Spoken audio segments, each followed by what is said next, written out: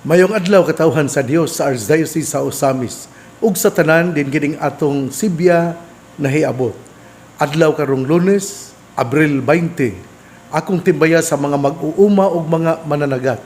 Sa ato usab nga mga kaparian sa Archdiocese sa Osamis, ingon usab sa ato mga religious men and women nga ania dinhi sa Archdiocese sa Osamis. Timbaya po nako sa tanan nga mga religious men and women sa tibuok kalibutan, sa tibuok nga nasod nga Pilipinas. Akong timbaya kaninyo nga unta ania kita sa mayong panglawas.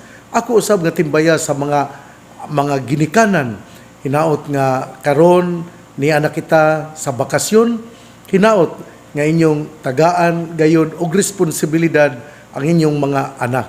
Ania usab kita sa krisis, meaning kamahal sa mga palaliton karon gumikan sa gubat sa Iran, batok Amerika o Israel.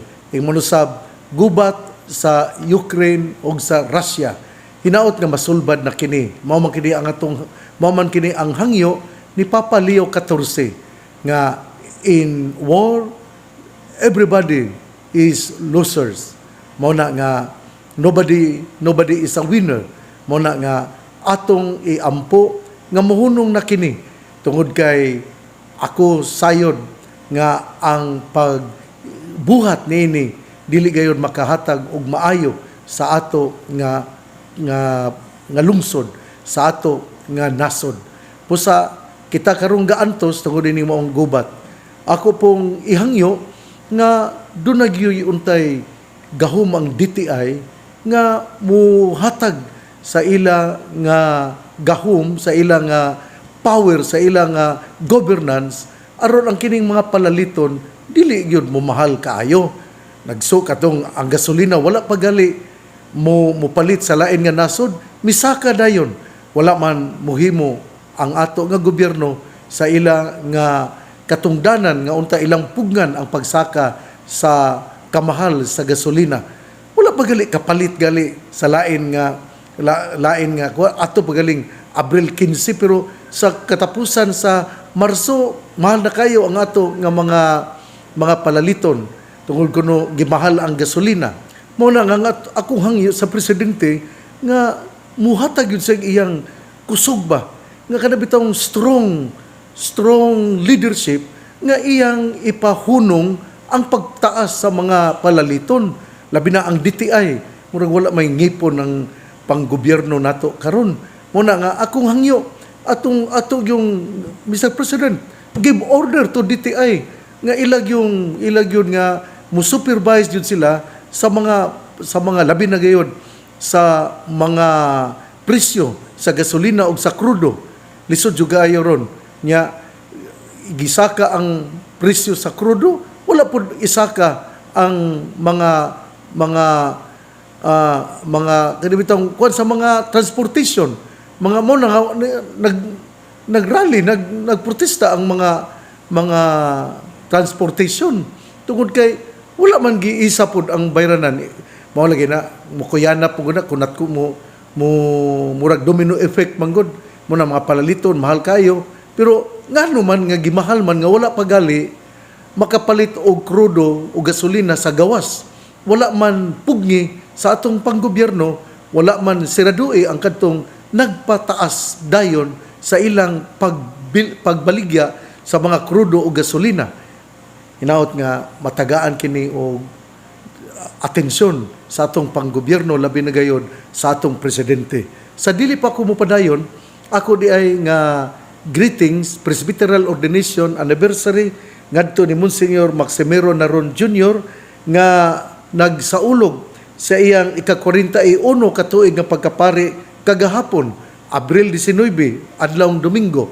Monsignor Boy Naron Jr., salamat sa imong pagtabang kanako dinhi sa Archdiocese sa Osamis. You are an asset in the Archdiocese and for that I am very grateful. Busa ako moingon, happy Presbyteral Ordination Anniversary, Monsignor Maximino Naron Jr. Ug ingon man usab ugma Abril 20 21 mao usab ang Advanced Presbyteral Ordination Anniversary Greetings to Reverend Father Giovanni Cañete. Mao ni kini karon ang iyang ika-16 ka tuig nga pagkapari. Ingon man usab ngadto ni Father Danilo Rodinas si Father Giovanni Cañete ika-17 niya nga pagkapari, samtang si Father Danilo Rodinas ika-16 niya pagkapari ugma Martes, Abril 21. O ako di ay nga belated birthday greetings ngadto ni Attorney Pearl Waminal nga gasaulog siyang birthday ni atong Abril 17. Ug salamat kaayo sa imong pagkamanggihatagon, sa imong mga tabang sa katawhan o gingon man usab sa Archdiocese sa Osamis. Ako usab nga birthday greetings karong adlaw ngadto ni Editha Mabida.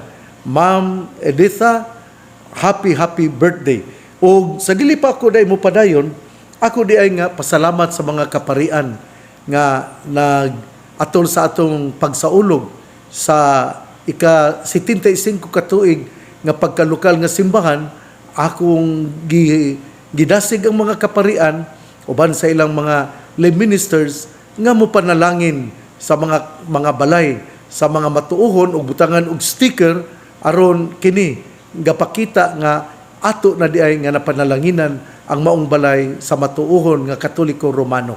Usbon ko, salamat mga kaparian sa inyong kahago. Akong makita sa YouTube, akong makita din sa social media, din sa mga messengers nga kamo misaka sa kabungturan, kamo miagi sa mga kalibunan, kamo miadto sa mga kabalayan aron inyong panalanginan.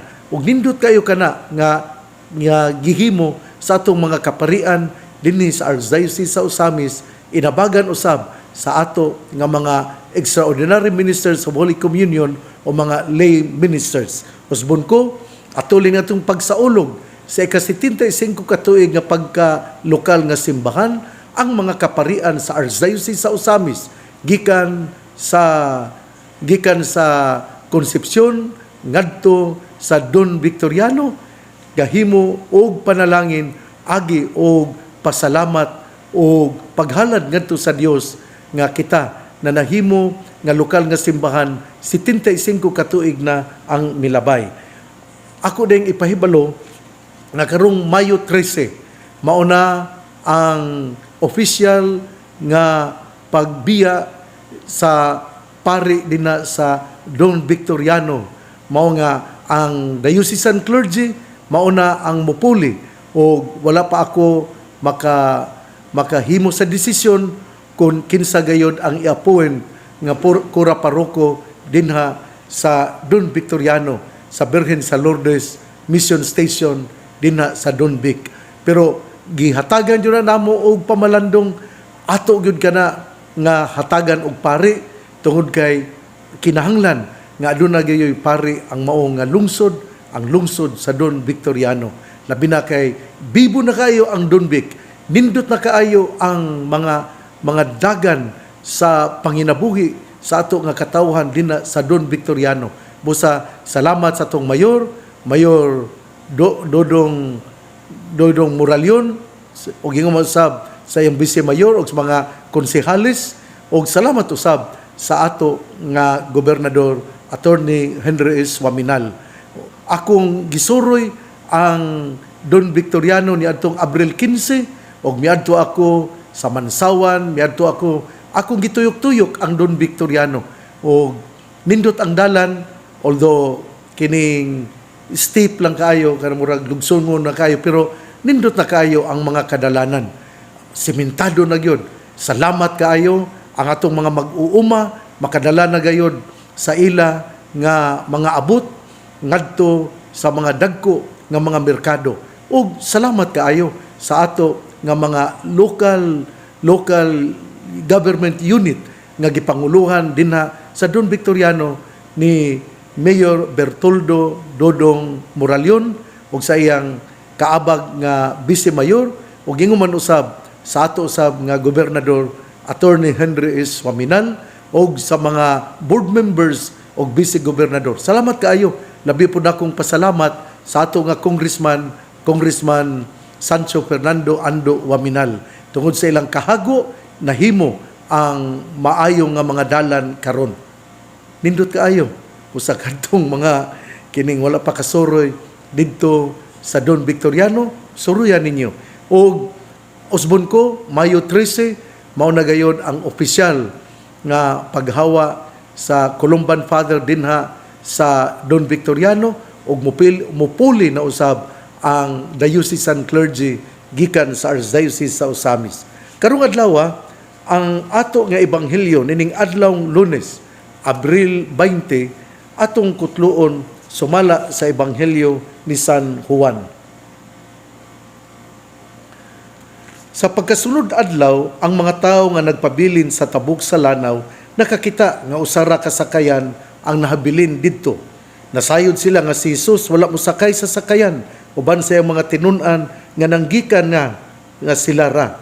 Hinuon didto'y ubang sakayan gikan sa Tiberias nga nanunggo dol sa dapit din ang mga tao mikaon sa pan tapos makapasalamat ang Ginoo. Sa pagkakita sa mga tao nga si Jesus wala didto ni ang iyang mga tinun-an na nakay sila sa mga sakayan ug nangadto sa Capernaum aron pagpangita kaniya. Sa nakaplaganan nila si Jesus didto sa tabok sa lanaw, mingon sila kaniya magtutudlo, kanusa ka pa mahiabot dinhi? Si Jesus mitubag, sultihan ko kamo, nangita kamo kanako kay nakakaon man kamo sa pan ug nangabusog ug dili tungod kay nakasabot kamo sa mga milagro nga akong nahimo. Ayaw kamo paghago alang sa kalanon nga madunot, kundili sa kalanon nga mulungtad ngadto sa kinabuhing walay katapusan. Kining kalanuna ihatag kaninyo sa anak sa tao kay gipatikan man siya sa Dios nga Amahan sa timaan siyang pag-uyon. Busa gipangutana nila siya, unsay among buhaton aron pagtuman sa gisugo sa Dios? Si Jesus mitubag, kini ang buhaton nga ipabuhat sa Dios kaninyo nga mutuo kamo sa iyang gipadala. Ebanghelyo sa tong Ginoo, daygon ikaw o Kristo. Mga igsuon, una sa tanan, ang sentro sa atong ebanghelyo mao gayud nga atong pangitaon ang kalanon nga maghatag kanato og kinabuhing dayon. Mao jud kini ang sentro sa ato nga ebanghelyo karon. Atong pangitaon ang pagkaon, ang pan nga maghatag og kinabuhing dayon. Unya, sila nangutana, unsao man namo, unsa may among buhaton aron amo nga makit-an ug among matuman ang gisugo sa Dios nga among kanon, among pangitaon ang kalanon nga muhatag og kinabuhing dayon. Ug si Jesus mitubag, kini ang buhaton nga ipabuhat sa Dios kaninyo nga mutuo kamo sa iyang gipadala. Nindot kayo kinino, ato yun ang hinumduman. Nya, sa dili pa kumupadayon, nindot pud kaayo ang kining gipakita sa katawhan. Ila magong nakita nga si Jesus, wala na didto, o gusto sila nga makakita sa tong Ginoo. Nangita ang mga tao sa atong Ginoo, o nanakay sila sa sakayan ug nangadto sa Capernaum aron ilang makit-an ang atong Ginoo. Ang kinibang nangita sila sa atong Ginoo. Nindot kayo kini ba?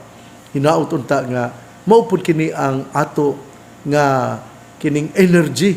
Kana bang muhatag kanato og kaikag, muhatag kanato og kadasig, muhatag kanato og kining mga pamaagi aron kita mangita gayon sa atong Ginoo. Pero ang atong Ginoo, may klaro-klaro po dayon nila, ug mingon, kining, nangita mo nako tungod kay nakakaon man kamo, sa pan nga akong gipilo-pilo, pero wala kamo makasabot sa akong gihimo. Nindot yung kayo kini, nga, kanabitang straight to the point, ang Ginoo. Nangita mo nako kay gusto mo nga, kanang, dili na lang mo trabaho, sige na lang mo uban-uban ako, tal makakaonan mo. Mao po niyang gihimo sa tong gobyerno. Sige gihatag og kining mga ayuda. Okay man ang ayuda, pero kining kun ang tao tagaan pirmi og ayuda nya dili na nun maningkamot aron mo trabaho, dili kini maayo. Ako para sa kong kaugalingon, ang ayuda i-subsidize sa tanan nga mga pagkaon, mga palaliton ug ang tanan makaprobitso. Dili kay sila lang ana nalisod pud na kaayo. Kada bang gihimo ba pananglitan sa uban nga mga nasod nga dato og pobre tungod kay sila mga citizens of that particular country, sila makaprobitso sa mga gihatag sa gobyerno. Dili kay pili-pili lang ang pagpanghatag. Muna ako supak yung ko nining ayuda. May pay i-subsidize ang tanan, ang tahatagan ang tanan ba? Dili kay kining katong sektor dito tagaan. Kaya naglibog jud ko ana, di gyud para nako di gyud maayo. Muna nga makaingon punta nga ang problema ani kay magsige niya pangutang pud ngadto sa World Bank na dili gyud na maayo. Ang ako lang giklaro dinhi ha. Nga ngatong Ginoo miingon nga nangita mo nako dili tungod sa mga milagro, dili tungod kay sultihan ko kamo, nangita kamo kanako kay nakakaon man kamo sa pan ug nangabusog ug dili tungod kay nakasabot kamo sa milagro nga akong nahimo. Kana bitang mo ni nga wa mo makasabot. Miuban nangita mo nako tungod kay gusto lang mong makakaon permi. Di na mo ganahan nga mo trabaho, di mo ganahan nga mo ugwad, mo mubugwal sa mga yuta, di mo ganahan nga muhimo sa inyong mga gimbuhaton. Mao kini ang gisulti sa atong Ginoo. Wala ka mo makasabot sa milagro nga akong gihimo. Ug ang atong Ginoo mihatag dayon og pagtulunan. Mingon din siya, ayaw ka mo paghago alang sa kalanon nga madunot, kundili sa kalanon nga mulungtad ngadto sa kinabuhing walay katapusan. Ug mao gyud kini ang gisulti sa ato nga Ginoo. Mangita kita sa kalanon nga maghatag kanato og kinabuhing dayon. Ikaw, unsa man ang imong gipangita?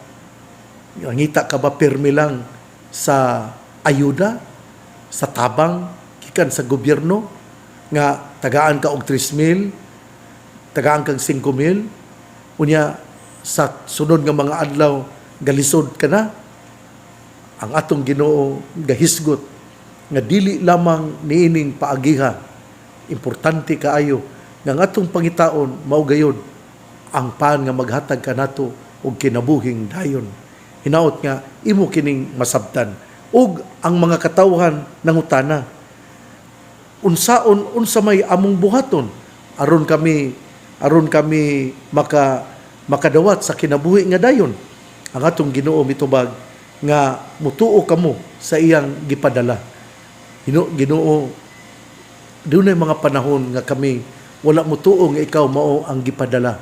Bisan gani dinha sa pagsaulog namo sa Eucharistia, usahay kami nagduda pa nga ikaw gayud anaa nianang altar nga lawas ug dugo ang among pagadawaton aron ikaw muhatag kanamo sa kinabuhing dayon.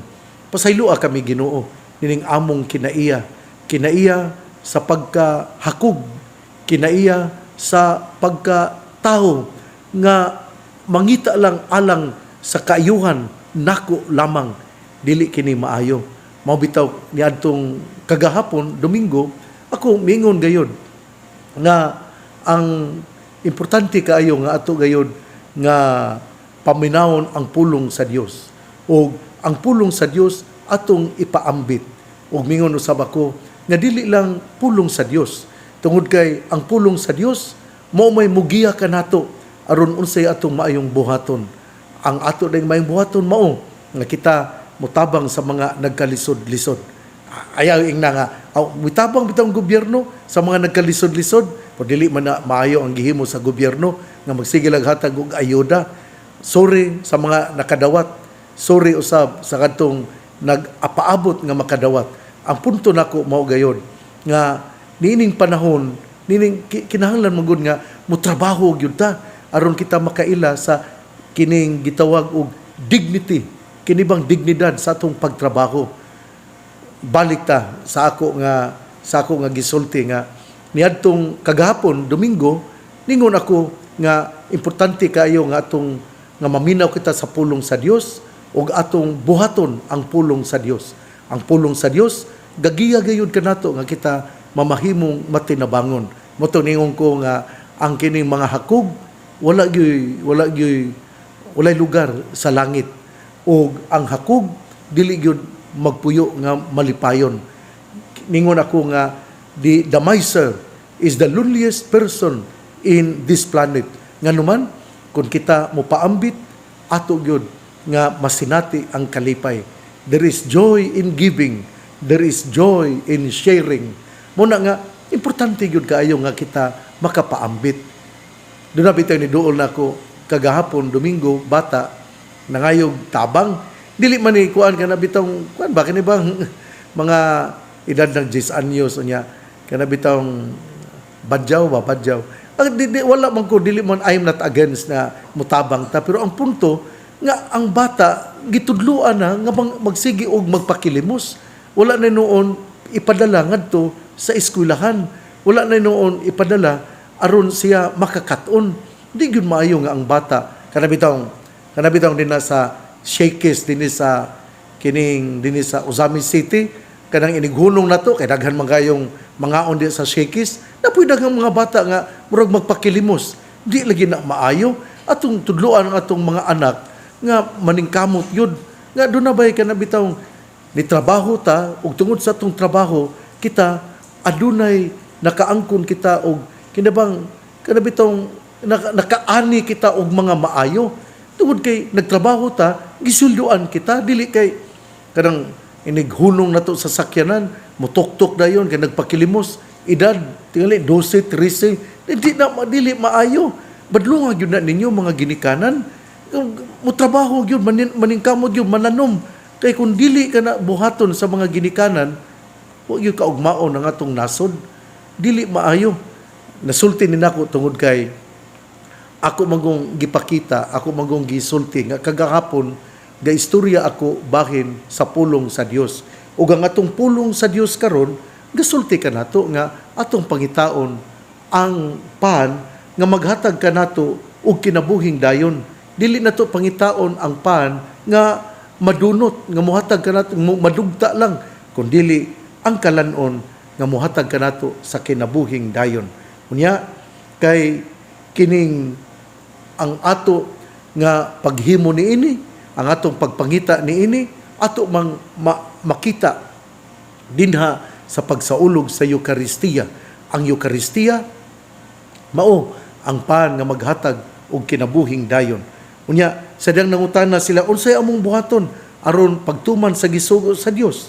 Ang atong Ginoo miingon, tuo kamo sa iyang gipadala. Ang atong Ginoo pinadala sa Amahan. Siya ang ato nga manluluwas o kinahanglan nga mutuo kita, kay ang mutuo nga si Jesus mo ang manluluwas, makabaton sa kinabuhing dayon. Igsuon ang mayong balita nga mong pulong ni Jesus, ang ngayang pamation, pamalandungan ug paningkamutan nga mapuy-an. Bulahan ang tawo nga namati sa pulong sa Ginoo, sama sa kahoy nga gitanom, daplin sa usa ka sapa, kansang dahon dili gayud malaya. Tempo sa timbunga siya mamunga. Igsuon ugma na usab atong paningkamutan ha nga kita makaadto sa Kuta Shrine, kamo nga anaa sa Don Victoriano, sa Kanaw-Kanaw, dinha sa uban nga mga barangay dinha sa Don Victoriano. Hinaot nga kamo mulugsong, muagi lang kamo luyo sa Bonifacio o makaabot dayon kamo dire sa Kuta Shrine. Importante kaayo nga kita mo ila ngang inahan atong isulti ang atong mga kalisod ngadto sa birhen sa kuta, o kita iya gayong tabangan kay ang mao nga mga intensyon iya mang dad-on ngadto sa atong Ginoo nga si Jesucristo, o sanglit si Jesus iya mang anak, tunggon gayon ang iyang mga intensyon. Hinaot nga mao kini ang ato nga mahinumduman.